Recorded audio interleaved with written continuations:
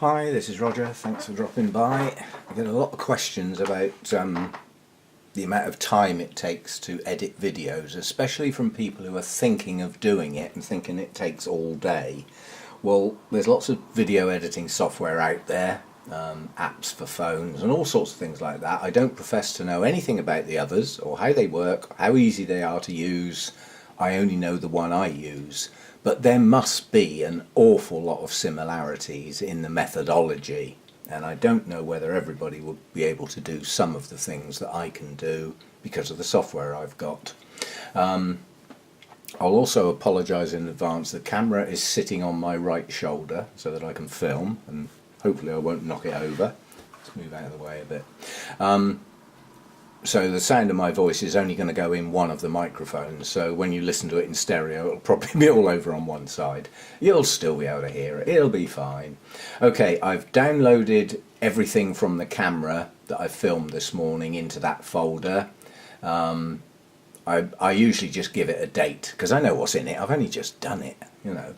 And then, because I'm a tidy person, otherwise I lose things, there's a lot of stuff on this computer, that goes in there, which effectively is endearingly titled Everything for Videos, and it's where I put everything for videos, if you see what I mean. That way I know where everything is. The way my software works is it creates projects, and until those files are actually rendered, ready for viewing, they are called raw projects, so there's a list of them there, and then when it produces its final video, it has a default name which I will then rename, and then all I've got to do is upload it to YouTube. That bit everybody presumably does it the same way, and I always put them in there when I've finished them. Personally, I always keep the name of the file exactly the same as the title of the video. I don't know why, I just do. Saves me losing things and getting stuff muddled up. So that I keep things tidy. As far as making the videos is concerned, that's irrelevant. Also, the software I use is PowerDirector 14. I think PowerDirector is currently on version 16. The improvements that have been made of no interest to me whatsoever. I only use about 5% of what this software can do anyway. I certainly don't need any more flashy bells and whistles. It's fine for what I use. But it is memory hungry. Obviously producing videos uses memory, so I always make sure my computer's cleared right down before I start, so there's nothing running on here, none of the Google apps running in the background, all that sort of stuff. So it means that what I'm doing will move quicker, simple as that, because it can grab as much memory as it needs.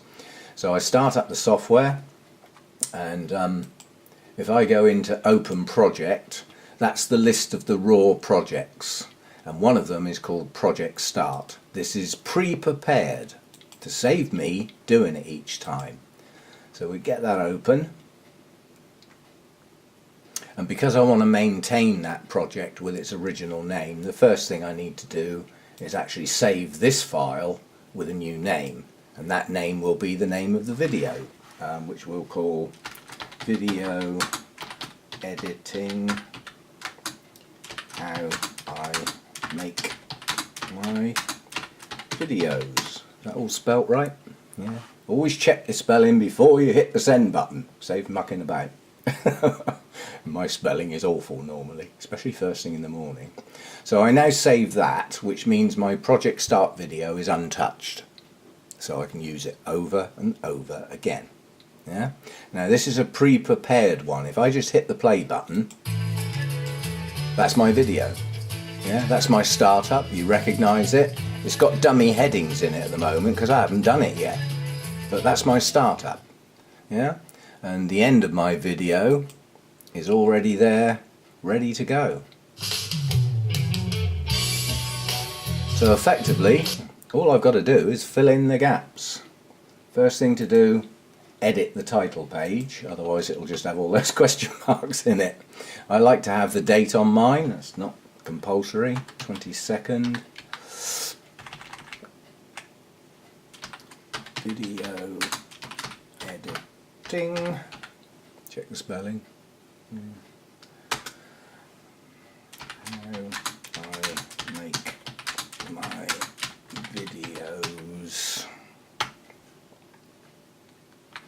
And then all I do is just line things up so that they just sort of look a bit neat and tidy. Not necessary, the words are still there.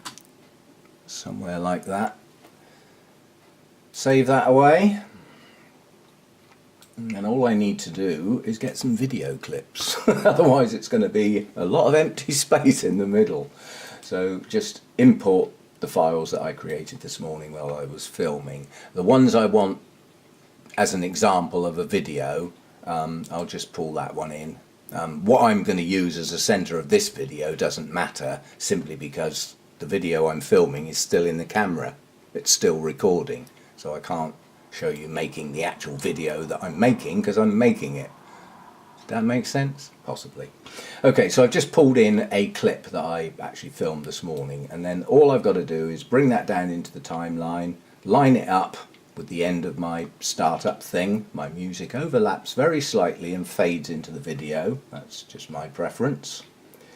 And then all I've got to do is go and get the end of my video, which is right up here, because some of my videos are quite long. Oh, you noticed. So I stick the end right up there so I don't have to keep moving it around. Simple as that. Keep it simple. Tag that on the end. This software is really good because it gives you a nice black line when things are in the right place and are lined up without a gap. Yeah? And if I play that now, that is a video. So it'll have its starter. Oops. Come on, dummy, you need to get it at the start of the video, not the end. There we go. So that's the heading I edited earlier is now there. My banner heading, my little twinky music, and then it will go straight into the clip. How about that for speed then? Yeah? That plant. Now that clip will be in another video that I will post later. No sign. Okay, so that is it. That video is now made. That's all I have to do. And then all I need to do after that is make sure it's saved in its current state with its new name, where I did the save as earlier, and that positions everything so that if I want to reload this video it comes straight in as is now. And then I just go into produce, which is effectively their title for rendering, to turn it into a video format that YouTube will tolerate.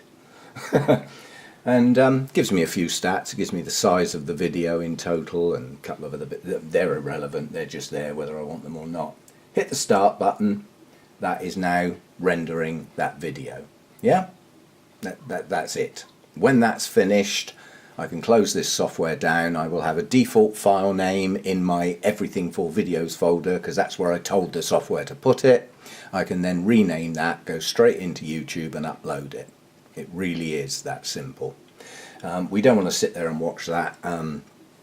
As I said, this video will get loaded later, so I don't even need to finish rendering this one. But that really is it. When that's finished rendering, the video file is created in video format that YouTube will accept, and uploading it to YouTube is what we do. I don't need to show that process, obviously. So that's it. That's how I make my videos.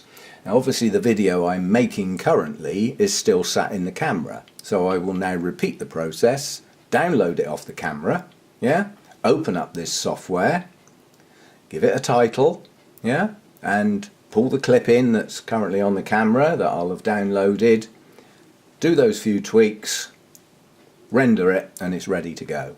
And the video that I produced is about Sophronitis cernua, or Cattleya cernua as it now is, so that will be the video that I filmed this morning, and then this video can go right alongside it showing the processes I used to create that video, so they'll go up as a pair later today when I've finished all my other stuff. So that's it.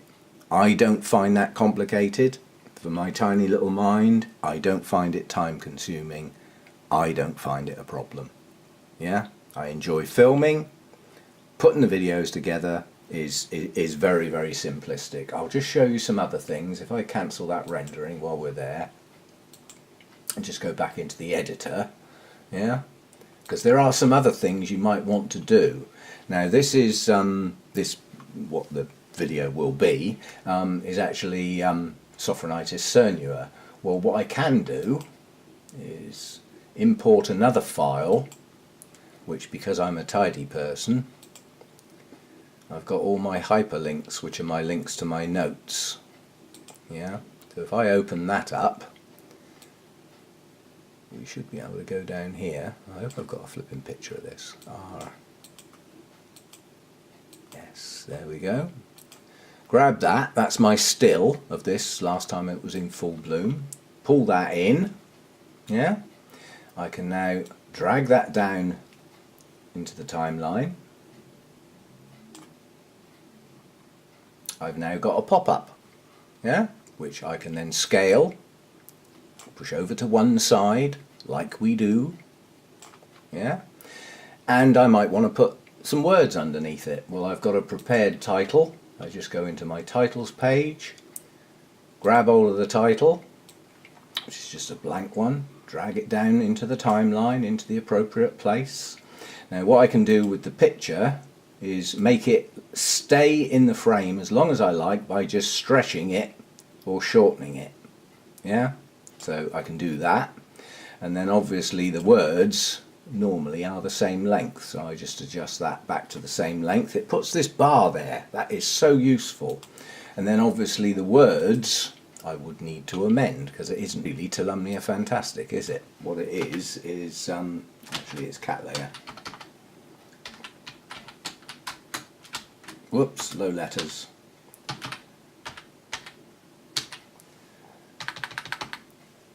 I think that's spelt probably, it doesn't matter if it's spelt right or wrong at the moment, I would double check that. And now if I come back to that point in the video and play that through, then that plant was watered 2 days ago. There's the pop-up with the title underneath. Of any bloom. And it will stay there for as long as I chose, just by expanding or contracting that. So that's how I would add pop-ups in. Again, very fast. No real time, thought or effort. I know where my stills are, and you know they're in alphabetical order. They're easy to drag in. They're easy to set up within the screen, top, bottom, whatever you want to do, how big you want them, and then the title just goes underneath. And the title is transparent, so it doesn't block anything, only the letters stay on the screen. The rest of that particular slide is transparent. Yeah, and then obviously because I've now altered my project, I would save it again. Yeah, so it's ready to go eventually. And then just literally like where we were before, because I've altered the project, I need to go in and just start the rendering. That's it. Obviously the more pop-ups, the more titles, the longer it takes, which is why you don't see so many. But pulling the clips in, sticking them between the start and the end and just pulling them together to make a video is fast. Yeah, a 20-minute video obviously takes 20 minutes to film. You can't alter that bit, that's not possible. You can't film it any quicker, it takes as long as it takes. But for me, a 20-minute video could take as little as 5 minutes to make and get ready for YouTube. This is the only bit that takes the time, and I can get up and walk away from this. I don't have to sit here and watch this bit. I can go and do something else and come back in an hour when it's finished. In actual fact, this video won't take that long. But there are other things I can do. I could minimize that and get on with some YouTube, answer some of your nice comments and things like that. So that bit just needs to sit there until it's finished. When it's finished, it's ready to upload into YouTube. So the time it takes to make the video is minimal. Does not tie up all my day like some people think. Now other bits of software might not be as easy to use, and certainly how it's done on phones with apps and things I really don't know. But with this, it's fast, quick, produces quality HD with stereo sound. I'm happy. Yeah? So that's how I make my videos. I doubt if that's helpful for many people, but it might spark some ideas that you might be able to use in your own software or app, whatever that is. Anyway, that's it. As far as I'm concerned, quick and simple. And I don't know what I'd do if I didn't have this software. I'd learn something else, obviously. But this is what I got, and this is what I'm sticking to. So, see you next time.